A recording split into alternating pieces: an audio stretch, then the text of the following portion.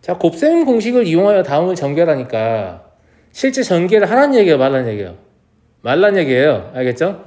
자, 그러면 선생님 전개가 되는 걸 어떻게 해요? 이런 친구들이 있는데 그게 아니라 만약에 전개가 된다면 당신이 공식을 잘못 외운 거예요. 자, 다시 합정 가볼게요. 어떤 공식하고 상관이 있냐면 이 공식하고 상관이 있거든요. 그럼 이 공식은 어떻게 기억을 했어야 맞냐면 x의 세제곱의 개수는 1이고요. x의 제곱의 개수는 x 뒤에 달려있는 세 숫자의 합이에요. 그 다음에 x의 개수는 x 뒤에 달려있는 세 숫자들의 곱의 합이에요. 마지막 상수항은 x 뒤에 달려있는 세 숫자의 곱이에요. 이렇게 기억을 하셨다고 하면 전개를 할 필요가 있는 거예요? 없는 거예요? 없는 거예요. 자, 다시 봅니다. 그럼 제가 아까 뭐라고 했냐면 공식 외우는 방법이요. x 세제곱의 개수는 1이라고 했어요. x의 제곱의 개수는 뭐라고 했어요? 세 숫자의 합이에요. 얼마겠어요? 2겠죠? 이 전개하고 계시면 안 된다는 얘기죠. 구조를 모른다는 얘기예요. 알겠죠? x의 개수는 뭐예요? 두 개씩의 곱의 합이죠. 그럼 마이하고 3하고 마6인가요? 그럼 마오네요. 그리고 상수항은 세 숫자의 곱이었으니까 마이너스 6이다. 이렇게요. 제 말 이해하시겠어요? 네. 왜 공식이 자꾸 생각이 안 나냐면 전개를 하시기 때문이에요. 공식을 이용해서 전개를 해야 되는데 실제 전개를 해버리면 여러분 두뇌가 공식이 필요 없다고 느끼고 삭제하기 시작하거든요. 제 말 무슨 말인지 알겠죠? 네. 잘 생각이 안 나면 공식의 구조를 이해 못한 거니까 공식의 구조를 다시 보고 오셔야 됩니다. 자, 얘는 어떻게 할까? A 더하기 B 더하기 C. 다시 앞으로 가볼게요. 뭐랑 상관 있어요? 얘랑 상관 있죠? 얘 어떻게 전개해요? 각 항의 제곱의 합에다가요. 맞아요? 그 다음에 각 항 중에 두 개씩 뽑은 거에 곱의 두 배를 더하죠. 그렇잖아. AB 더하기 BC 더하기 CA 두 배. 예. 자, 이 구조가 이해가 되셨으면 여기서도 전개를 하실 때 먼저 각 항의 제곱의 합 이게 필요하고요. 두 개씩의 곱의 두 배니까 그 다음에 두 배니까요. 2C겠죠? 이렇게. 자, 실제 전개했나요? 안 했나요? 안 했어요. 그죠? 마찬가지입니다. 요 아래에 있는 공식은 기억납니까? 그러면? 차의 세제곱? 어떻게 하던가요? 앞에 거의 세제곱. 그죠? 그 다음에 앞에 거의 제곱과 뒤에 거를 한 번 곱한 거의 3배. 그리고 앞에 거를 한 번 곱한 것과 뒤에 거를 제곱한 거의 3배. 그리고 뒤에 거의 세제곱. 기억나세요? 네, 좋아요. 자, 그러면 8x의 세제곱. 그리고 제곱하면 계수 4잖아요. x 두 개일 거고. 그죠? 곱하면 얼마예요? 마이너스 12죠? 그거의 3배니까 마이너스 36. 마찬가지예요. 2x는 한 번 곱할 거고 3y 제곱할 거니까 9y 제곱이거든요. 18이죠. 18의 3배면 54인가요? 54 xy의 제곱. 마지막 항의 세제곱이니까 27y의 세제곱이다. 이렇게요. 그러니까 잘못 배우면 이미 1단원부터 문제의 목적에 안 맞게 문제를 풀게 된다는 얘기예요. 알겠죠? 네. 그러니까 식의 구조를 이해할 리가 없죠. 자, 이 공식 기억나요? 이 공식이 내가 아는 공식인지를 어떻게 인지하는 거냐면 약간 다르잖아요. 우리가 외운 거하고. 무슨 말인지 알죠? 어떻게 인지하는 거냐면 지금 이거랑 관련 있는 공식이지 않겠어요? 맞아요? 그러면 두 문자를 뺐잖아요. 그 다음에 어떻게 돼 있냐면 앞에 있는 문자의 제곱과 앞에 있는 문자와 뒤에 있는 문자의 합이 있어요. 부호 바뀌어 있죠? 그리고 뒤에 있는 문자의 제곱이 있다 하면 이 공식인 거예요. 비슷하다고 해서 이 공식을 볼 수 없는 거예요. 무슨 말인지 알겠죠? 네. 제가 방금 뭐라고 했냐면 이게 의심이 되잖아요. 두 문자를 뺐잖아요. 그럼 이거의 제곱이 지금 여기 있잖아요. 그 다음에 얘하고 얘의 곱이 부호 바뀌어서, 그러니까 여기 마이너스니까 플러스가 돼서 있잖아요, 지금. 맞아? 그 다음에 뒤에 제곱이 있잖아요. 그러니까 내가 알고 있는 그 공식이구나 라고 생각하는 거예요. 그러면 얘는 이제 모양 확인 끝났으니까 어떻게 해요? 앞에 거의 세제곱 빼기 뒤에 거의 세제곱. 다시 확인해 볼까요? 아까 제가 여기 모양 확인 끝나면 뭐예요? 앞에 거의 세제곱 빼기 뒤에 거의 세제곱. 아까 제가 확인하고 가지 않았지만 이해하시죠? 그래서 왼쪽과 오른쪽의 식을 다 모르는 상태로 쓸 수 있어야 한다는 얘기를 하는 거야. 제 말 무슨 말인지 알겠어요? 네, 좋아요.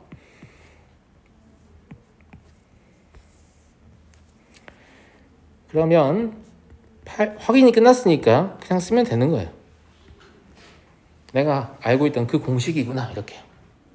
이해됐나요? 자, 얘는 뭐랑 상관이 있어요? 얘는 구분 공식하고 상관이 있어요. 별로 상관없어 보이나요? 자, 다시 가볼게요. 구분 공식 보세요. 되게 중요한 공식이라고 했어요. 그죠? 네. 얘가 뭐냐면 세 문자 또는 숫자가 나와요. 합의 형태로요. 그러면 각각을 제곱한 게 있고요. 그 다음 괄호에는 두 개씩 곱한 거를 다 빼놓은 게 있어요. 이건 뭐하고 같다? 아까 얘기한 세 문자 각자의 세제곱에서 세 문자의 곱의 3배를 뺀 거하고 같다. 이런 식으로 외워야 돼요. 이런 식으로 외워야 돼, 공식을. 알겠죠?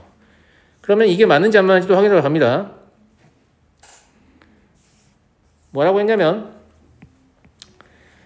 x랑 y랑 여기 플러스 마이너스 있다고 생각하셔야 돼요. 그잖아, 아까 a 더하기 b 더하기 c 그냥 세 문자 합으로 제가 처리를 했잖아요. 그러면 뭐가 있어야 되냐면 각자의 제곱이 있어야 되고요. 이렇게요. 일부러 순서 바꾸는 거죠. 익숙하지 않게 보이게 하려고.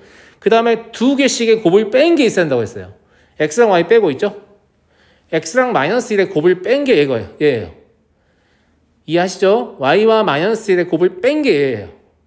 그럼 내가 알고 있던 구분 공식하고 완전히 매칭이 되죠? 확인이 끝났어요. 그럼 얘는 어떻게 한다고 했어요? 앞에 있는 세 문자만 가지고 생각하면 된다고 했는데 앞에 있는 세 문자의 각자의 세제곱의 합해서 세 문자의 곱의 3배를 빼면 된다고 했어요. 제 말 무슨 말 이해하셨어요? 네. 그러면 x의 세제곱 더하기 y의 세제곱 마이너스 1이죠. 마이너스 1 세제곱이니까. 그래서 뭘 뺀다고요? 세 문자의 곱의 3배를 빼는데 세 문자의 곱이 마이너스 xy거든요. 그럼 그거의 3배를 빼니까 플러스 3xy가 될 거예요. 물론 답은 상수가 뒤에 있는 걸 선호하는 경향이 있기 때문에 대부분의 문제집의 답은 이렇게 적혀 있겠습니다만 뭐 순서가 중요한 것은 아니죠. 위에 것을 답으로 쓴다고 해서 답이 아닌 것은 아니니까. 이해하셨나요? 네. 2번도 마찬가지예요. 뭘로 의심이 돼요? 보기차식으로 의심이 되죠. 보기차식 모양 확인하러 갈게요. 어떻게 생겼냐면 두 문자의 제곱의 합은 공통으로 들어있어요. 맞아요? 그리고 그 두 개의 곱을 더한 거랑 뺀 게 있으면 보기차식인 거예요. 사실 순서는 의미가 없잖아요. 맞아요? 그럼 뭐 한다고 했냐면 앞에 문자의 4제곱이고요. 그 다음에 요 가운데 있는 애 사실 이제 제곱할 거니까 얘 제곱한 거 더하고 뒤에 있는 거에 4제곱, B의 4제곱. 무슨 말인지 알죠? 예. 그런 관점으로 보시면 되는데 얘도 확인을 해보면 그렇습니다. 이제 안 그래 보려고 이제 이렇게 풀어놓은 건데 2x 전체의 제곱인 거죠. 3y 전체의 제곱인 거예요. 그러면 2x와 3y가 핵심인 거야. 무슨 말인지 알겠지? 잘 이해가 안 되는 친구들은 얘를 뭘로 바라봐야 한다고? 2x 전체의 제곱으로 봐야 돼요. 무슨 말인지 알겠죠? 얘를 뭘로 봐야 한다고요? 3y 전체의 제곱으로 바라봐야 돼요. 그럼 이게 보기차식이 맞으려면 이 둘을 곱한 거 6xy를 하나는 더해놓고 하나는 빼놨겠죠. 근데 실제 그렇잖아요. 그럼 보기차식이 맞다라는 게 확인이 됐죠. 그럼 어떻게 한다고요? 저 2x의 제곱을 제곱하시거나 아니면 2x를 4제곱하시거나. 맞아요? 네. 그래서 16x의 4제곱이고요. 가운데 있는 건 뭐라고 했어요? 이 6xy나 마이너스 6xy 얘를 제곱할 거니까 부호가 중요하지 않다고 했죠. 맞아요? 네. 그러면 36x의 제곱 y의 제곱 있어야 되죠. 그리고 3y를 4제곱 하시거나 3y의 제곱을 제곱하시거나. 맞아요? 네. 그럼 81 y의 4제곱이다 라는 얘기고, 얘는 번외편을 어떻게 처리할 수도 있다고 했죠? 합차공식으로 처리할 수도 있다고 했어요. 순서를 좀 달리 보면. 맞아요? 얘는 더해져 있고 얘는 빼져 있잖아요. 원래 합차공식이라는 게 똑같은 식의 구조를 가지고 있는데 한 식의 덩어리에다가 뭔가 더해져 있고 곱하기 한 식의 덩어리에다 뭔가 빼져 있으면 합차공식이잖아요. 어떻게? 더해져 있는 거의 제곱, 그러니까 더했다 뺐다 이거 y고요. 나머지의 제곱에서 더했다 뺐다는 거에 제곱 빼면 되죠. 그래서 얘를 합차공식으로 접근할 수도 있는데, 그러면 4x의 제곱 더하기 9y의 제곱의 제곱에서 6xy의 제곱을 제거하는 형태로 전개할 수도 있습니다. 그럼 16x의 4제곱 그리고 36y의 4제곱이고요. 그 다음에 저 완전제곱식의 마지막 항은 4x의 제곱과 9y의 제곱의 곱의 2배잖아요. 그럼 70이 x의 제곱 y제곱이에요. 거기서 36x의 제곱 y제곱을 빼니까 얘가 36x의 제곱 y의 제곱이 되죠. 순서 안 바꿀게요. 알겠죠? 네. 지금 보시면 보기차식을 이해한 상태로 전개식을 쓴 친구들은 이런 순서의 식을 바로 쓰게 되고요. 보기차식의 구조가 이제 오래되면 기억이 잘 안 나거든요. 근데 합차공식이 기억이 났어요. 예. 그러면 합차공식을 가지고 전개를 한 친구들의 답안을 보면 식이 이런 구조를 갖게 돼요. 물론 학생이 의도적으로 항의 위치를 옮겨가지고 표를 안 낼 수는 있겠습니다만 알겠죠? 예. 답은 똑같고요. 잠깐만 여기 4제곱 잘못했다. 81이죠? 예. 말을 하면서 계산하다 보니까 좀 이상하게 계산했네요. 죄송합니다.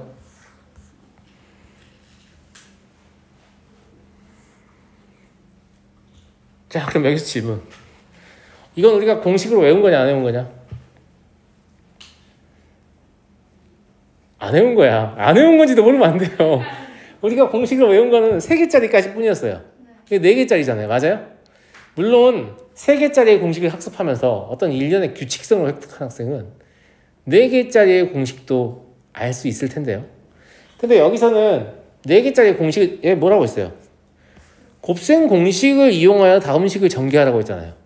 만약에 서술형 답안이라고 하면 곱셈 공식을 이용해야 되니까 4개짜리 공식을 지가 만들었다고 막 하면 사실 좋은 점수를 받기 어렵겠죠. 출제 의도가 좀 그러니까요. 그죠? 근데 그 풀이는 좀 이따 잘 해보고요. 여기서 이제 어떻게 해야 되냐면 그러면 4개짜리 공식은 없으니까 4개짜리를 전개하는 게 아니라 뭐라고요? 그렇죠. 우리가 외우고 있는 곱셈 공식 안으로 밀어 넣어야 되잖아요, 얘를. 그제? 그래서 이 4개 항을 전개하고 전개해서 2차, 2차로 만들 건데 2차, 2차로 만들 때 조금 일을 적게 하려고 공통 부분이 만들어지게끔 짝을 지어주면 참 좋아요. 그걸 어떻게 예측하냐면 상수항의 합으로 예측하는 거죠. 왜냐하면 1차항이라는 것은 결국은 상수항이 합이 될 거거든요. 무슨 말이냐면 얘의 상수항인 3과 얘의 상수항인 마이를 더하면 얼마가 돼요? 1이 되죠. 그럼 얘를 전개했을 때 x제곱 플러스 x가 나올 거거든요. 얘의 상수항인 2와 얘의 상수항인 마이를 더해도 얼마가 돼요? 1이 되죠.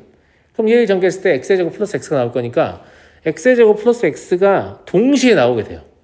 그럼 x제곱 플러스 x를 마치 하나의 문자인 것처럼 해석해서 2차식인 것처럼 전개할 수 있는 거죠. 이해돼요? 자, 그래서 첫 번째 항과 첫 번째 곱해진 인수와 마지막 곱해진 인수 2개의 곱. 아직 인수라는 용어를 쓰면 안 돼서 제가 약간 애매한데 뒤에서 바로 나오니까.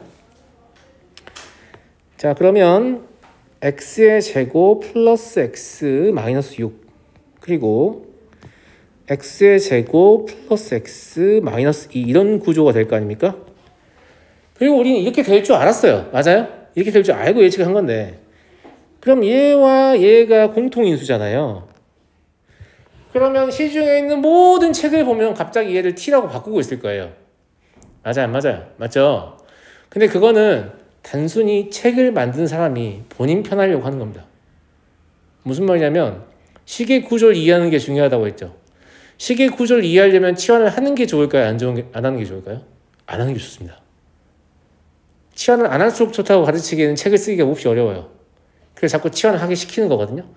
근데 치환을 하면 할수록 식의 구조에 대한 여러분들의 이해도는 떨어지게 돼 있습니다. 그럼 선생님 말은 치환을 하지 말라는 말인가요? 아니에요. 하셔야죠. 언제요? 치환을 하지 않으면 도무지 내가 이해가 안 될 때. 그러면 사람마다 치환을 하는 레벨이 같겠어요? 다르겠어요? 다 달라요. 학생마다 치환을 하는 그 깊이가 다 다르다고요. 무슨 말인지 알겠죠? 선생님 웬만하면 치환을 하겠어요? 안 하겠어요? 안 해요. 무슨 말인지 알겠죠? 네, 웬만하면 치환을 안 하는 방향으로 가셔야 돼요. 그런데 선생님이 치환 안 하는 게 좋다고 했지? 해서 치환을 안 하다가 틀려요. 그럼 한 거보다 못 하잖아요. 무슨 말인지 알겠죠? 네, 확실히 본인이 맞을 수 있다 라고 생각할 때요. 근데 이 정도면 충분히 치환 안 하고 해석할 수 있어요. 그죠? 그러면 x의 제곱 더하기 x 전체 제곱일 거고요.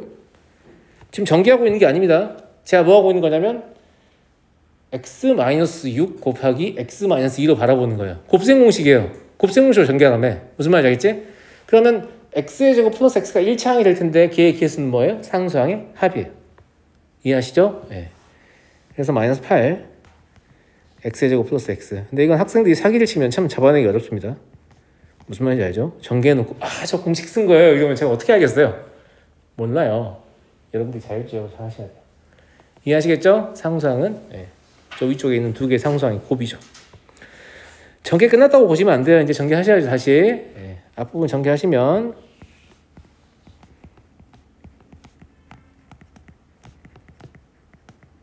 그러니까 정리만 하시면 되겠죠.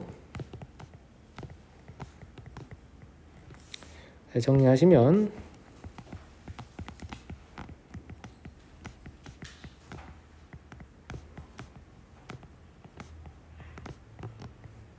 이렇게 되는 겁니다. 치환 언제 한다고요? 식이 이해가 안 될 때요. 치환 언제 한다고요? 식이 이해가 안 될 때 치환하는 겁니다. 기계적으로 치환하지 마세요. 여러분 기계가 아니에요. 알겠죠? 네.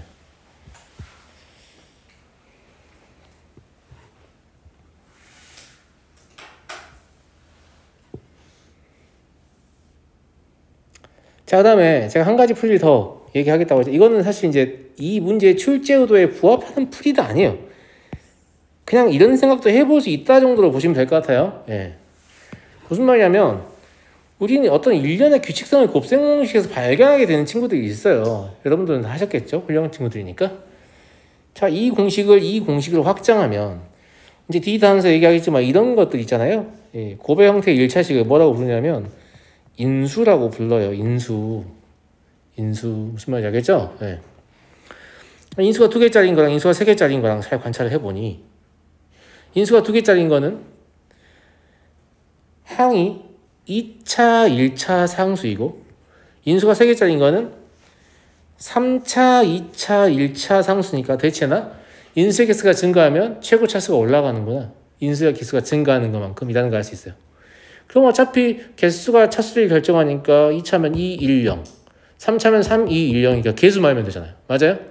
그런데 2차인 경우에 개수는 1하고 두 상수항의 합하고 곱이에요. 그죠? 그 다음에 3차인 경우는 개수가 1하고 세 상수항의 합하고 세 상수항 중 2개씩의 곱의 합하고 세 상수항의 곱이에요. 그럼 혹시 4개짜리로 개수를 늘리면 4, 3, 2, 1, 0일 거 아니냐. 그죠? 그러면 4차항의 개수는 1이고 3차항의 개수는 4상수항의 합, 즉 A 더하기 B 더하기 C 더하기 D 아니냐. 그리고 3차항의 개수는 4상수항 중 2개씩의 곱의 합. 4개에서 2개씩 뽑으면 경우에서 몇 개 나와요? 사시 6가지 나오죠. AB 더하기 AC 더하기 AD 더하기 BC 곱하기 BD 더하기 CD요.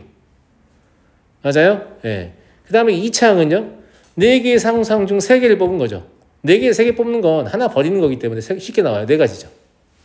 A, B, C하고 A, B, D하고 A, C, D하고 B, C, D요. 그럼 마지막 상수항은 A, B, C인가? 이런 생각이 드는 거죠.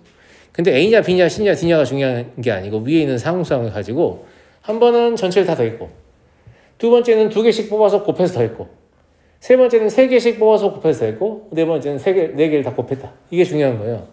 만약에 이런 깨달음을 스스로 얻었다. 내가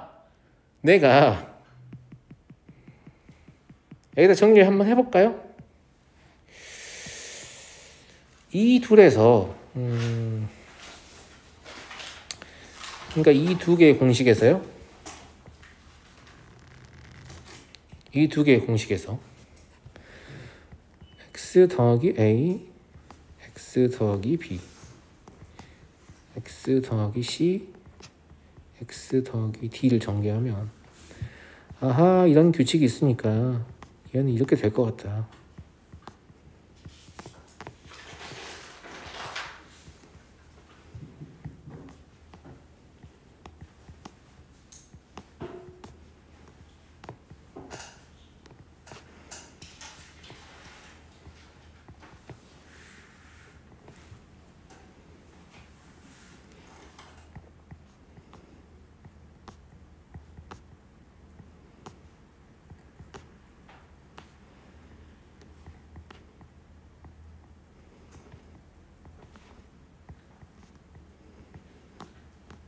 이런 생각이 드는 걸 어떻게 해야 이게 들면 어쩔 수 없는 거죠. 내가 못하게 안 하니까 알겠지? 그럼 선생님 5개짜리 해볼까요? 집 와서 혼자 해보시고요. 무슨 말이냐면 이거 개수를 아무리 늘려도 그냥 귀찮아서 그렇지 쓸 수는 있겠죠. 그렇잖아요. 귀찮아서 그렇지 쓸 수 있는 거죠.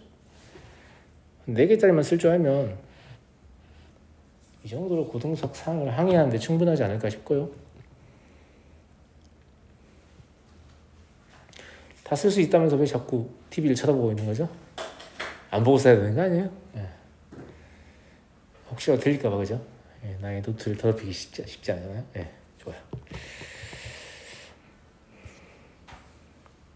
자, 근데 이건 공식을 만들어도 그렇게 원활하게 좀 사용하기는 어려운 게 여기 이 부분이 좀 계산이 힘들겠잖아요. 이런 데가.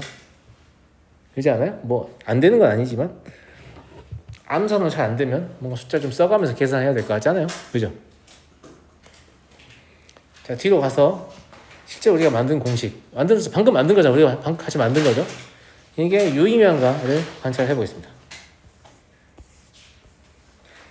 자, 여기서 이 짓을 좀 해보고 싶은 선생님, 그래요. 그럼 다이렉트로 가야 되니까 일단 x의 4제곱이고요.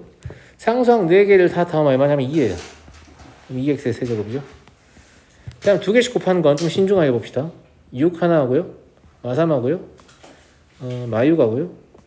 마2 하고요. 마4 하고요. 플러스 2가 나오거든요. 맞아요? 마7이네요. 아이 좋다. 3개씩 곱하는 건 진짜 3개씩 곱하려고 하지 마시고 4개에서 하나씩 제거한 다음에 곱하시면 돼요. 저 뒤에 있는 숫자부터 제거할게요. 마이너스 6이죠. 맞아요? 마이너스 12예요. 그 다음에 플러스 6인가요? 그리고 플러스 4죠. 맞는 것 같아요? 그럼 마이너스 8이니까 마이너스 8x가 되고요. 마지막에 상수항 다 곱한다고 했으니까요. 12가 되겠네요. 우와, 우리가 만든 공식은 의미가 있는 공식이었습니다. 동일한 답이 나오죠. 공통 부분이고 나발이고 치환이고 나발이고 알게 뭐냐? 이런 느낌이잖아요. 그죠? 네. 마음에 드시면 기억해서 쓰셔도 되는데 요거 암산으로 한다고 깝치다가 들지 마시고 알겠죠? 항상 얘기하지만 진짜 수학을 되게 잘해도 꼭 문제를 시험에서 틀려놓은 친구들이 있어요. 진짜 너무 수학을 잘하는데도 1등 못해오고 이런 친구도 있단 말이에요. 안타깝죠? 알겠죠? 네. 자, 다음 문제 넘어가 보죠.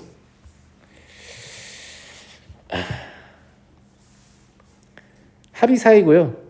제곱의 합이 8입니다. 뭐라고 하냐면 x의 세제곱 잠깐만. 맞아요. 네, x의 세제곱 더하기 y 세제곱과 x 마이너스 y 라고 하죠. 네. 이거 얘기하기 전에 무슨 얘기를 좀 하고 싶냐면 사실 이건 교육과정에 있는 내용은 아니에요. 있는 내용은 아닌데 그렇게까지 복잡한 건 아니니까 제 말 잘 들어봐야겠죠. 네. 여기 잘 보시면 얘랑 얘는 공통적인 특징이 있어요. 어떤 특징이 있냐면 x와 y의 자리를 서로 바꾸잖아요. 식이 바뀌지 않아요. 바뀌어요, 안 바뀌어요? 바뀌지 않아요. 이걸 두 문자의 대칭식이라고 해요. 뭐라고요? 어렵죠. 그냥 대칭식이라고 해볼까요? 그냥 대칭식이라고 할게요. 근데 대칭식이 두 문자의 대칭식이 있고 세 문자의 대칭식이 있고 그렇거든요. 그럼 두 문자의 대칭식은 문자 2개 없으니까 둘이 자리 바꾸면 되잖아요. 그럼 세 문자의 대칭식은 뭐냐라고 하면 여기 있어요. 얘랑 다 뭐냐면 세 문자의 대칭식인데 세 문자의 대칭식은 세 문자 중 임의의 두 문자의 자리를 임의란 말은 랜덤이란 말입니다. 랜덤. 게임 많이 아시죠? 네, 좋아요. 임의의 두 문자의 자리를 바꿔도 식이 변하잖아요. 가령 y와 z의 위치를 바꿨다 안 변하잖아요. 이 식도 그래요, 선생님. 얘가 z가 되고 얘가 y가 되고 얘가 z가 되고 얘가 y가 되고 얘가 y가 돼도 식 바뀌었어요, 안 바뀌었어요? 안 바뀌었잖아요. 무슨 말인지 알겠죠? 이걸 세 문자의 대칭식이라고 해요. 자, 그러면 두 문자의 대칭식하고 세 문자의 대칭식 이해하시겠어요? 근데 뭐 이름 알아야 되냐? 몰라도 돼요. 근데 이런 특징을 가지고 있는 식이라는 거 아셔야 돼요. 알겠죠? 왜 알아야 되냐라고 하면 그냥 여기 옆에다 좀 써줄게요. 나중에라도 기억나시라고. 그러니까 두 문자의 대칭식에 관련된 문제고요. 그 다음에 x-y는 대칭식이 아니죠. x와 y의 자리를 바꾸면 y-x가 되면서 얘가 -x-y가 돼요. 이게 무슨 말이냐면 원래 식하고 절대값은 같으나 부호가 반대로 바뀌거든요. 이런 아이는 두 문자에 뭐라고 하냐면 교대식이라고 해요. 여기서 말하는 교대는 부호가 교대한단 말입니다. 교육대학교라는 뜻이 아니고요. 네, 죄송합니다. 부호가 플러스였는데 마이너스, 죄송합니다. 마이너스였는데 플러스로 바뀐다 이런 얘기가 교대. 아시겠죠? 네. 근데 두 문자의 대칭식과 교대식을 구하는 기본이 뭐냐면 두 문자의 합하고 곱을 구하는 거예요. 물론 교대식은 합 말고 차가 필요할 수도 있어요. 이런 것들을 이용해서 차라는 거 x-y, y-x 둘 다 얘기하는 거예요. 둘 다 가능해요. 알겠죠? 네. 두 문자의 합, 곱차 이것만 있으면 돼요. 이해하시겠어요? 자, 아래는 뭐라고 했냐면 좀 더 다시 얘기하고요. 이거 다 지워버릴게요. 얘는 그럼 뭐에 관한 문제예요? 세 문자의 대칭식에 관한 문제죠.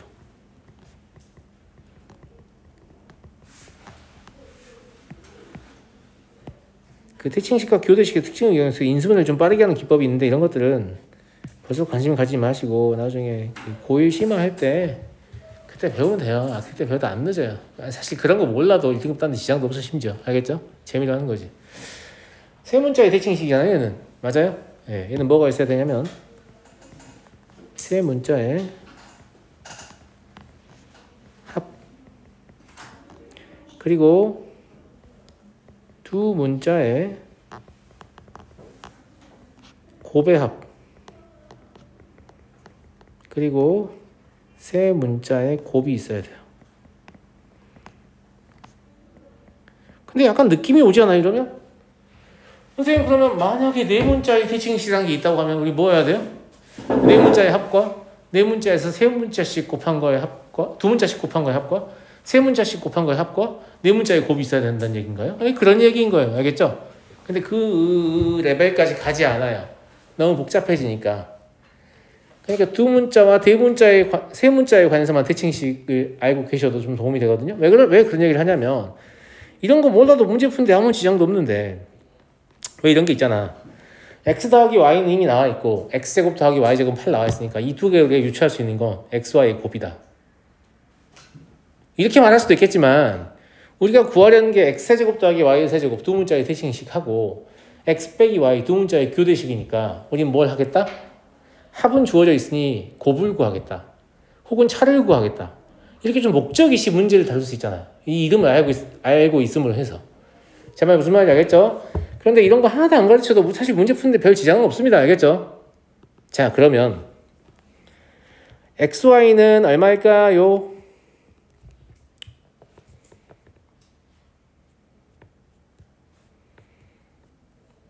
이게 오래 걸리는 얘기입니까? 4 아니에요, 4? 제가 식의 구조를 이해하는 게 중요하다고 했잖아요. 식의 구조를 이해하셨다면 4라고 외쳐야 돼요. 근데 대부분의 문제집에는 다 뭐라고 나오냐면 이런 식으로 나오죠.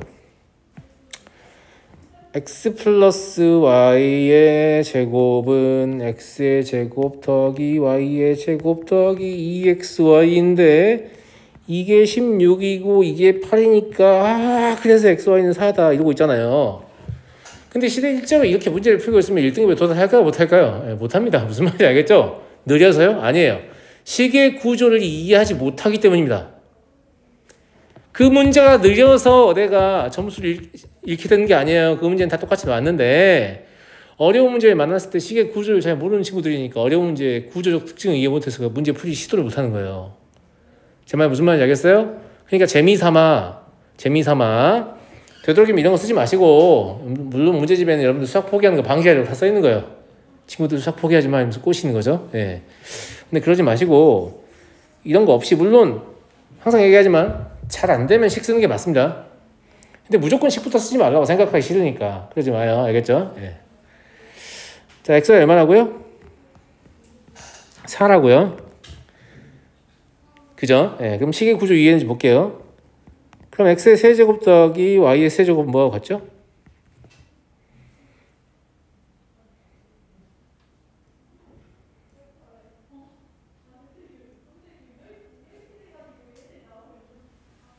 친구들? 뭐하고 같죠? 아니 뭐 숫자를 한 번에 외치지 않아도 돼요. 4의 세제곱 맞아요? 마이너스 3 곱하기 4 곱하기 4하고 같은가요? 맞아? 맞냐고 맞냐고 물어보잖아. 맞아? 난 네가 무슨 말하는지 모르겠다. 손 들어봐. 아 빨리 솔직하게 손 들어봐. 너 뭐라고 하는 거냐? 빨리 손 들어봐. 나 무슨 말인지 모르겠다. 손 들어봐. 다 알아요? 저 설명 안 해도 돼요? 아이씨 왜 이러지? 예, 얘기해요. 그냥 편하게 얘기해. 제가 식의 구조적인 특징을 얘기하라고 했죠. 여러분의 머릿속에 이 7번 공식이 제대로 들어있다라고 하면 내 머릿속에 좌변과 우변 양변이 동시에 들어있는 거 아니야 지금. 그러면 내 머릿속으로 변형할 수 있겠어요? 없겠어요? 있겠죠. 변형이 돼야 내 머릿속에 있는 거예요. 변형이 안 되면 머릿속에 없는 거야. 그지? 자, 근데 복잡한 변형도 아니에요. 얘를 a 세제곱 더하기 b 세제곱 더하기 3ab a 더하기 b라고 할 수 있잖아요. 아까 앞에 문제에서 뭘 구하던가요? 얘를 구하죠. 그럼 얘를 저쪽으로 던질 수 있어요? 없어요? 반대쪽으로 던지면 부호 바뀌는 거잖아. 많이 안 많이? 무슨 말인지 알겠어요? 저는 그것을 했을 뿐입니다. 제 말 무슨 말 이해되시죠? 그러면 어차피 이렇게 된 거 얘도 필요에 따라서 이렇게 할 필요가 있겠네. 그러면 뭐니 아가들아?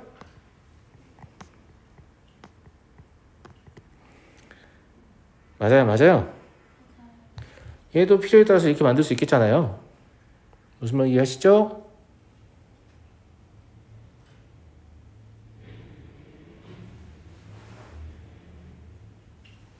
그래서 얘도 반대편으로 넘길 필요가 있다면 반대편 넘길 수 있겠죠? 이해하시겠죠? 좋아요. 그래서 필요할 때 하시고요. 필요할 때요. 예. 자, 그럼 다시 여기로 넘어가서 제가 마음속으로 뭐라고 생각한 거냐면 얘를 이게 x 더하기 y의 세제곱 마이너스 3xy 곱하기 x 더하기 y냐 아니냐. 이건 아직 익숙하지 않은 친구들 있으니까 써드릴게요. 알겠죠? 네. 그래서 4의 세제곱 마이너스 3 곱하기 4 곱하기 4다. 이거요. 이것도 뭐 또 64에서 뭐 48 빼고 있지 마시고 야 앞에 있는 건 4가 3개고 뒤에 있는 건 4가 2개잖아. 그럼 4 2개로 묶으면 어떻게 되는 거냐? 4 빼기 3 되는 거냐? 이렇게 좀 계산하시면 편리하잖아요. 무슨 말인지 알겠죠? 항상 답을 내는 마지막 순간까지 머리를 계속해서 사용하세요. 어떻게 하면 더 쉽게 이 문제를 풀까? 무슨 말인지 알겠죠? 선생님 이런 것까지 하기 싫은 거예요? 예, 저 이런 것도 하기 싫어요. 무슨 말인지 알겠죠? 그래야 자꾸 여러분들이 머리가 사용돼서 머리가 좋아집니다. 아이러닉하게도 복잡한 연산을 하기 싫어서 회피하는 경향을 보이는 학생들이 좋은 문제 해결을 보이는 경우가 있거든요. 그게 뭐냐면 자꾸 이렇게 회피를 하다 보니까 다른 길을 찾는 거죠. 다른 루트를. 물론 진정한 회피. 에이 수학 안 해. 뭐 이렇게 하면 의미가 없지만 수학을 계속 하면서 회피를 한다라고 하면 의미 있는 결과를 만들어낼 수도 있죠. 이해돼요? 이해되냐고 이놈들아. 자, 다음에 x-y는 직접 구할 수 있는 경우가 없어요. 만약에 x-y의 값을 직접 구하라는 경우가 생긴다라고 하면 자, x-y의 값을 직접 못 구하거든요. 어떻게 구하냐면 x-y의 제곱을 구해야 한단 말이에요. 그러면 제곱근이잖아요. 그럼 제곱을 구해서 답을 찾는다는 얘기잖아요. 그러면 답이 예를 들어서 주관식이라면 별 문제가 없는데 객관식이에요. 그러면 답이 하나밖에 마킹이 안 돼 있는 5개의 보기가 있어요. 그럼 문제에 반드시 뭐가 있어야 되냐면 단 x는 y보다 크다 또는 x는 y보다 작다가 있어야 돼요. 그게 없잖아요? 그럼 답은 0이에요. 아이씨 왜요? 그래야죠. 답이 하나밖에 없다며. 양아치도 이런 양아치가 없는데? 뭐 이런 생각 하잖아요. 근데 자꾸 그런 생각을 해요. 저는 문제를 보면 뭐가 나오겠구나 이렇게 예측을 하다 보니 이런 습관이 생긴 거예요. 무슨 말인지 알겠죠? 네. 여러분도 하셔야 돼요. 알겠죠? 네. 자, 얘를 구한다라고 해봐요. 얘를 구한다라고 해봤는데 이건 중등 곱셈 공식이니까 이건 바로 해도 되겠죠? 네. 4의 제곱에서 뭐 해야 되죠? 곱의 4배를 빼야 되나요?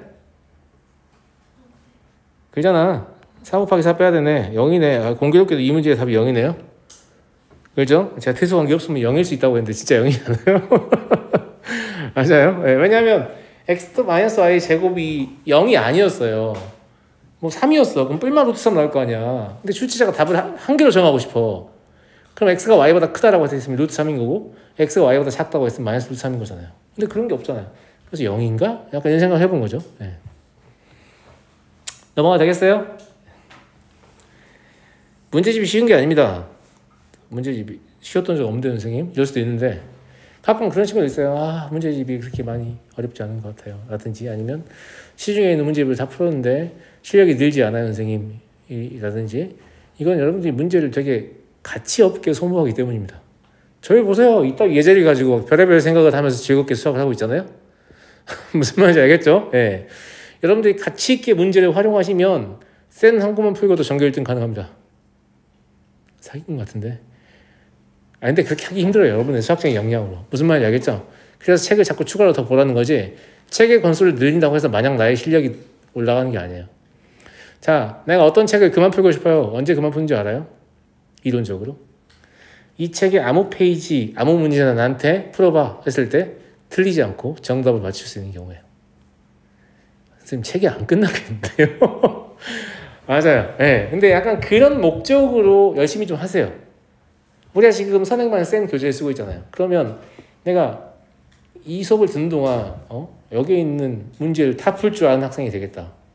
이것만 성공해도 엄청난 성공입니다. 왜냐하면 제가 예비고일반 시험 볼 때 뭐가지 시험 본 적이 있냐면 센에 있는 문제를 가지고 시험지에 만든 적이 있어요.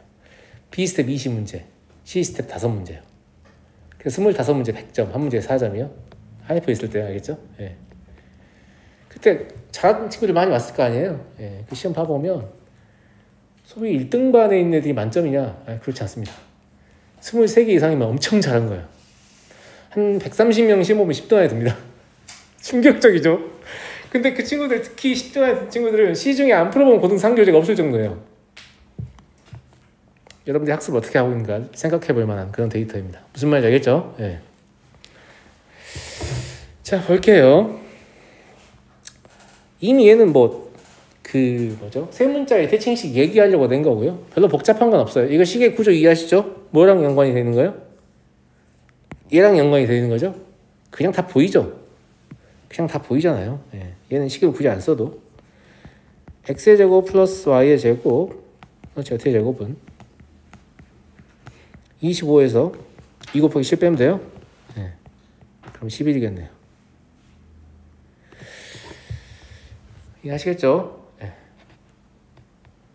여기까지 해서 일단은 개념은 끝입니다.